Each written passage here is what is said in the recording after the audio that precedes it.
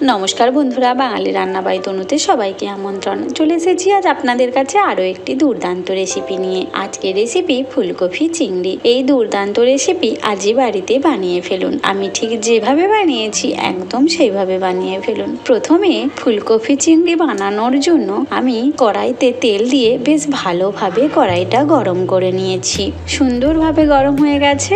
আর চিংড়ি মাছগুলো ভেজে নেব। আমি 4 পিস চিংড়ি মাছ নিয়েছি। তার মধ্যে ভালোভাবে নুন হলুদ মাখিয়ে একেবারে তেলের মধ্যে দিয়ে দিয়েছি। এখন একটু সময় ধরে লো টু মিডিয়াম আঁচে চিংড়ি মাছগুলো ভেজে নেব উল্টে পাল্টে। একদম সুন্দরভাবে মাছগুলো যখনই ভাজা হয়ে যাবে, বুঝতেই পারছেন বেশ সুন্দর ভাজা হয়ে গেছে।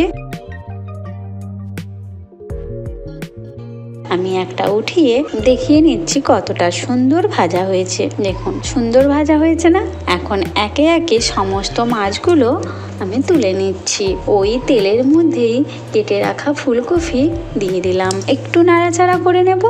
একটু নাড়াচাড়া হয়ে গেলেই দিয়ে দিচ্ছি কেটে রাখা আলু। আমি একটা আলু লম্বা লম্বা করে কেটে নিয়েছি, সেটাকেও ফুলকপির মধ্যে দিয়ে বেশ ভালোভাবে নাড়াচাড়া করে নিচ্ছি। এখন বেশ লালচে করে ভাজা হয়ে গেছে। একে একে তেল ঝরিয়ে ফুলকপি আর আলুগুলো সমস্তটাই তুলে নেব।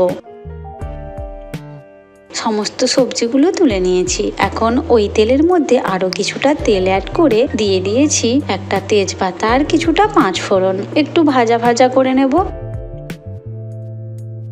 নিয়ে একটা টমেটো আর একটা পেঁয়াজ কুচিয়ে দিয়ে দিয়েছি। সেটাকেও বেশ ভাজা ভাজা করে নেব। আর টমেটোটা যাতে তাড়াতাড়ি গলে যায় তার জন্য এই ভাজার সময়তেই আমি পরিমাণ মতো নুনটা দিয়ে দিচ্ছি। এখন টমেটোটা গলে যাওয়া পর্যন্ত আরও একটু ভেজে নিচ্ছি। আর ভাজার সময়তেই কিছুটা বাটা মশলা অ্যাড করেছি, যেখানে আছে আদা, জিরে আর পোস্ত বাটা। শুকনো মশলা নিয়েছি লঙ্কার গুঁড়ো, কাশ্মীরি লঙ্কার গুঁড়ো আর হলুদ গুঁড়ো। সামান্য জল দিয়ে মশলাটাকে বেশ ভালোভাবে কষিয়ে নিচ্ছি। এখানে মশলাটা আরো সুন্দর করে কষিয়ে নেওয়ার জন্য আরো সামান্য একটু জল দিয়ে এখন ভালোভাবে একটা গ্রেভি তৈরি করে নেব। আর তার মধ্যে দিয়ে দিচ্ছি কিছুটা গরম মশলার গুঁড়ো, খুব সামান্য গরম মশলার গুঁড়ো আর খুব সামান্য হাতের 1 চিমটে চিনি। এখন তেল ছেড়ে আসা পর্যন্ত মশলাটাকে বেশ ভালোভাবে কষিয়ে নিচ্ছি। দেখতেই পাচ্ছেন সুন্দর তেল ছেড়ে এসেছে। এই পর্যায়ে আমি দিয়ে দিচ্ছি ভেজে রাখা ফুলকপি আর আলু দিয়ে বেশ ভালোভাবে মশলার সঙ্গে ফুলকপি আর আলুটাকে সুন্দর করে কষিয়ে নেব। ফুলকপি আলু কষানো হয়ে গেছে। এখন দিয়ে দিচ্ছি উষ্ণ গরম জল।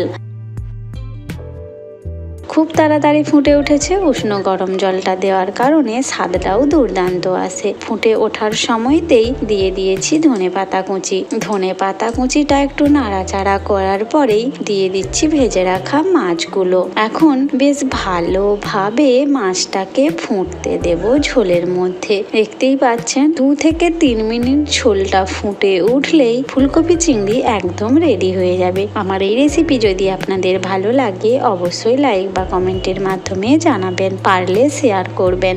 আরও এরকম নিত্য নতুন রান্না পেতে আমার চ্যানেলকে অবশ্যই সাবস্ক্রাইব করে রাখবেন। আজ এই পর্যন্ত, আবার আসবো অন্য কোনো দিন অন্য কোনো নতুন রেসিপি নিয়ে। ততক্ষণ পর্যন্ত ভালো থাকবেন, সুস্থ থাকবেন।